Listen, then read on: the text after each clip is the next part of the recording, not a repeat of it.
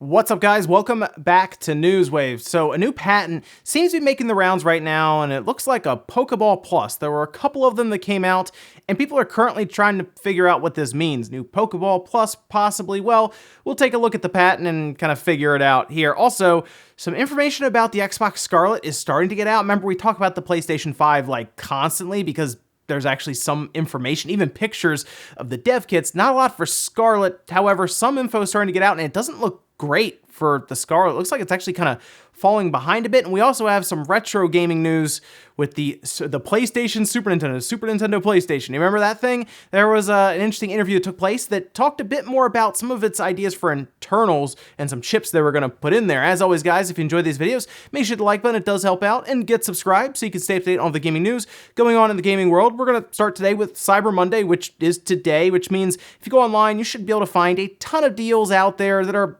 almost as good as Black Friday deals. From what I've been seeing, a lot of these Cyber Monday deals are just the Black Friday deals. I think some places are a bit better or even different. I did see quite a few deals on different computer components like processors and memory and cases.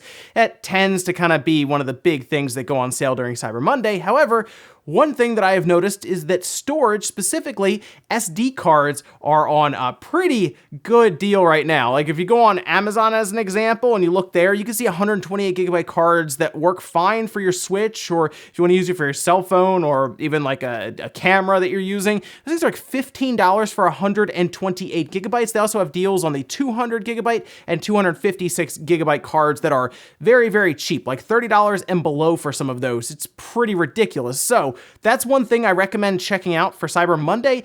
Definitely take a look around for some SD cards, even on like Amazon. Like I said, they're prime shipped and super cheap. Think about when we were talking about like 128 gigabyte cards back when the Switch came out, and now we're talking about them being like 15 bucks. So yeah, storage will continue to drop. Can't wait till that terabyte model gets under $100, years from now. That'll be the big one. Also, Ring Fit Adventure has actually been more popular than I think a lot of people were assuming it would be or guessing it would be when it first came out. It was a weird idea, but I think it was at least intriguing enough to a lot of people to check it out and try it, and a lot of people that I've seen have used it really seem to like it. Like it's actually a good way to get active and apparently play through like a fitness RPG.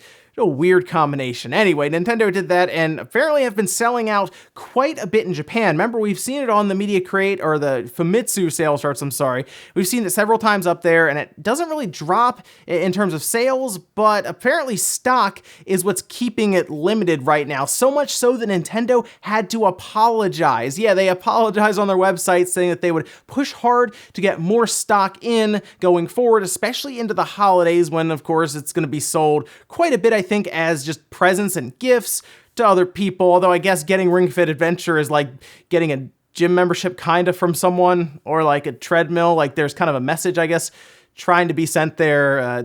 Anyway, at least that's a bit more sugar-coated because it's a game, right? That's a good way to look at it. However, when any of my area, there's really not sold out too much. It seems to be really, really popular in Japan, so it's definitely not like a Labo situation for Nintendo. It's closer, I would say, to a Wii Sports kind of situation. Not as popular, obviously, but still definitely more popular, more successful, I would say, than something like Labo so far. Also, I had to throw this in there for anyone who is a big Earthbound / Mother fan of the series, and maybe you were somebody who was looking forward to Earthbound 64 back in the day, or maybe you're interested in the history around that game. What happened to it? It was canceled? Why? What did it look like in advertising? Those kind of things, and maybe just some backstory around some of the characters and the story arcs they were planning. Well, Source Gaming came up with a really cool way to find out more information. They posted this whole page here with a ton of new information, and they described actually finding that there was a section back with Dengeki back in the day that would talk about the build up to Earthbound 64, or Mother 3, I guess, 64,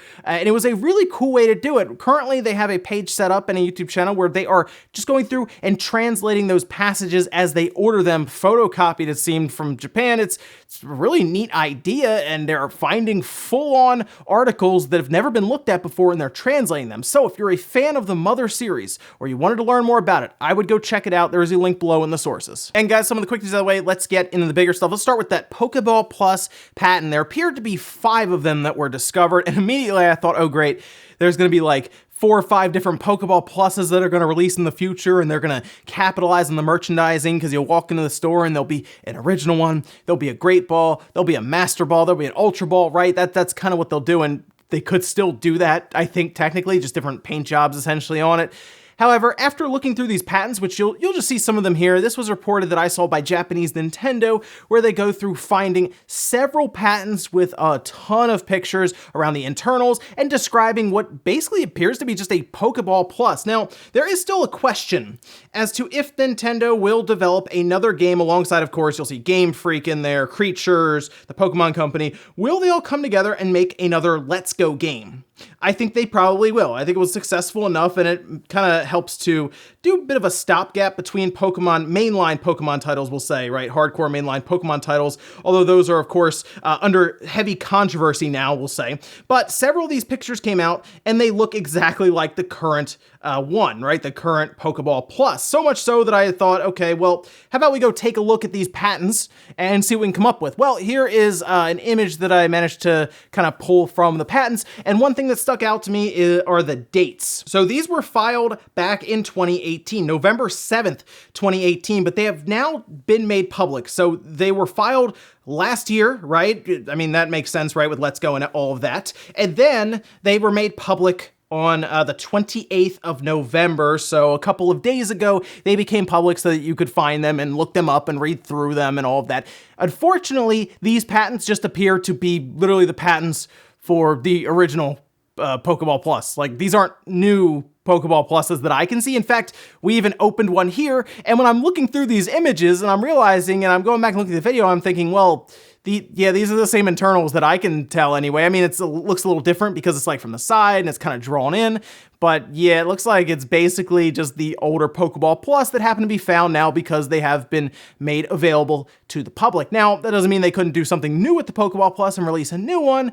However, with I think the limited use of the current Pokeball in Sword and Shield, but like more of the full use in Let's Go, I don't know if they have to do much else with it, and they'd probably rather have that going forward being compatible with the next Let's Go Pokemon game. And again, rather than release a whole new one, probably just do variations. I mean, Pokemon already sells 2 copies of the same game essentially to people, so I bet you they'd get away with selling like 3 or 4 Pokeball Pluses to people that basically do the same thing. Actually, no, you know what? Here's what they'll probably do. They put Mew in the regular Pokeball Plus, they'll probably just start dropping other legendaries in the other ones, and then you have to go out and collect them that way.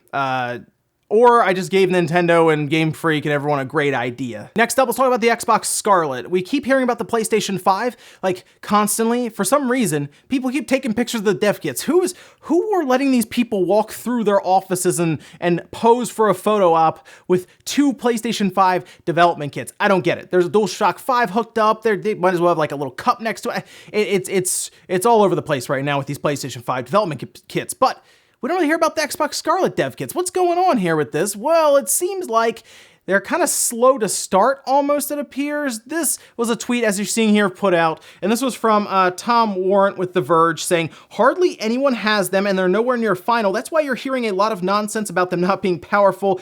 Microsoft wants to surprise Sony this time, and the only thing I can imagine that he's referring to is when Sony caught Microsoft and seemingly everyone off guard. And this was back during the PlayStation 4's launch. Leading up to it, originally it was thought to have like 4 gigabytes of GDDR5 or 8 gigabytes of DDR3, similar to what Microsoft had done with the Xbox One, and they did some like ESRAM, some other things to try to make up for the slower memory itself. Well, Sony decided to basically do 8 gigabytes of GDDR5, and it caught even developers who were making games at the time off guard, let alone Microsoft. So I feel like looking at this, he's referring to that and saying, oh, well, this time Microsoft wants to catch Sony off guard with their development kit and their specs. However, there are apparently people who are kind of conflicting here with their stories and what they believe is happening, and to the point where it almost seems like Tom is kind of speculating with them catching Sony off guard. This is what Jason Schreier had to post up on a forum, saying, "Not sure if the trying to surprise Sony part is quite right. Common sense would suggest that, like with the Xbox One, Microsoft is just running behind schedule and will launch pretty hot But I've talked to a few third-party developers who said they were frustrated by the lack of info on Scarlett, especially compared to Prospero, which is the code name for the PlayStation 5 currently. And going from there, Daniel Ahmed also kind of put his 2 cents in, saying, seeing a lot of discussion regarding how far in advance dev kits agreements are sent out, signed prior to next-gen launches. Early dev kits are out for both consoles, allowing games to be created on them but not finalized. Final dev kits won't be out until around E3 2020, and I actually agree with Daniel Ahmed on this one.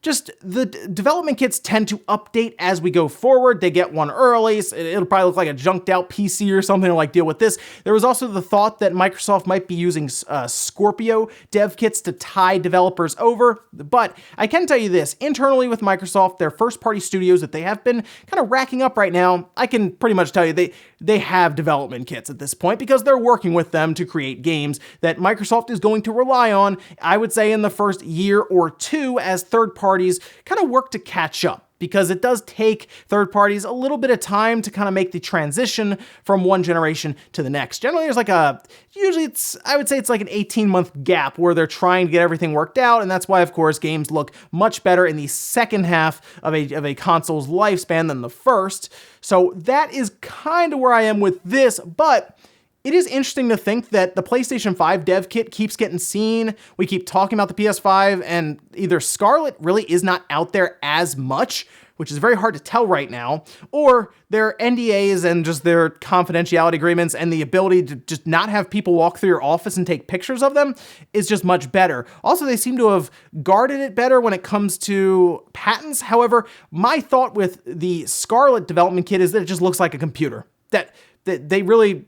It was weird that the Scorpio one was so dressed up. I have a feeling Scarlett is just as like basic looking computer as it gets, and what do you really need a patent for that? You're not making a weird letter or something out of your dev kit. Next up, let's talk about Bluepoint Games. They keep teasing something. Now we know, remember we had that Wired article where they talked about how they're going to show off something for the PlayStation 5, and then their next big game. We don't know if it's a remake, if it's an original product. We're not sure. I'd like to think it's probably a remake of a classic that people will get really excited about. And of course, right now, the big one seems to be Demon's Souls that everyone is pushing for, at least guessing at, and that's probably the front runner right now.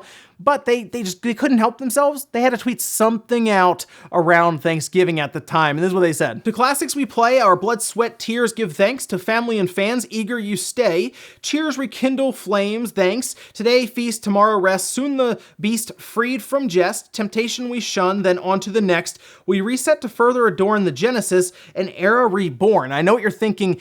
Genesis, they must be working with Square and Sony to remake Final Fantasy Crisis Core. No, I think I think what they'll probably do is, if anyone's doing that, it's Sony or Square, I'm sorry, and they're going to work that into Final Fantasy VII Remake. The front runner here, obviously, is Demon's Souls. As people read through that was the guess that followed the thread. However, one kept popping up, and it does make me wonder if that would be the swerve. If, like, we're all thinking Demon's Souls, and then they go to unveil it, and it's not, and it's something like Legend of the Dragoon, right? Legend of Dragoon would be something else if they unveiled that. That would catch a lot of people off guard and would get people really, really excited, specifically people, of course, who actually remember that from the PlayStation 1, but I think people would at least take notice and say, oh, I remember that game, and they're getting Bluepoint on it. This could be really good. Although that would be a big time remake for Bluepoint to tackle, considering it was a PlayStation 1 game, not necessarily even a PS2 game like they could do with something like Shadow of the Colossus that of course eventually went to PS3 and then they can kind of work their way up, or even Uncharted. No, they would be dealing with some pretty primitive 3D visuals. I would be very curious if they could do that, or if it would be something that would take a bit more time like what we're seeing with something like Final Fantasy VII Remake. That is one reason I am kind of leaning towards Demon's Souls at this point after everything they're tweeting out about all this stuff. Demon's Souls seems to be the easier one for them to do currently, looking at something like the amount of work it would take for Legend of Dragoon, although I'll admit, out of the two, Legend of Dragoon would be the one I would definitely want to see. And in our last bit of news, let's talk about that Nintendo PlayStation. Remember, we talked about how before Nintendo and Sony were going to get together and they were going to make one system. They were going to use the CD technology that Sony had been developing, and it was going to be, I think, a pretty cool system, but there were some issues in there with deals and licensing and money and where it was all going to go, and Nintendo decided to turn on them very, very quickly, basically overnight, and run off with Philips, and they created the CDI, and that turned out great, but what we got the PlayStation out of it. There you go. However, there was one interesting little bit here, and Nintendo Life had what I would say a very interesting, based on some of the stuff that came out of it, interview with Argonaut Software, something you wouldn't really think of because they talked about a strategy that they had for that Nintendo PlayStation that I had never heard of, and I don't think anyone else did. This is what they said. When we designed the Super FX chip for Nintendo, it was too late to make it into the Japanese version of the SNES, but with the American version, they were contemplating having it built in, which would have made the game's cartridges much cheaper, and would have also meant that 3D was a standard in the console. In the end, we missed out on that, but then initially Nintendo and Sony were going to do a PlayStation with a CD attached to a Super Nintendo with our chip in it. Ours was going to be the 3D chip inside the original PlayStation, then Sony and Nintendo fell out. Wouldn't it have been interesting to have that Super FX chip in the Nintendo PlayStation? It would have been really cool actually to have that chip inside the Super Nintendo, but they were already running behind the Genesis real bad, the Sega Genesis. They had to get the Super Nintendo out. They couldn't wait, or Super Famicom in Japan. But to have that Super FX chip in there would have, like they said, meant that something like Star Fox could have been cheaper, and I looked up the pricing and I was trying to find it. I found some magazine clippings, it almost seemed, of it, and it was $60 based on that one, which back in the early 90s, $60 is quite a bit more.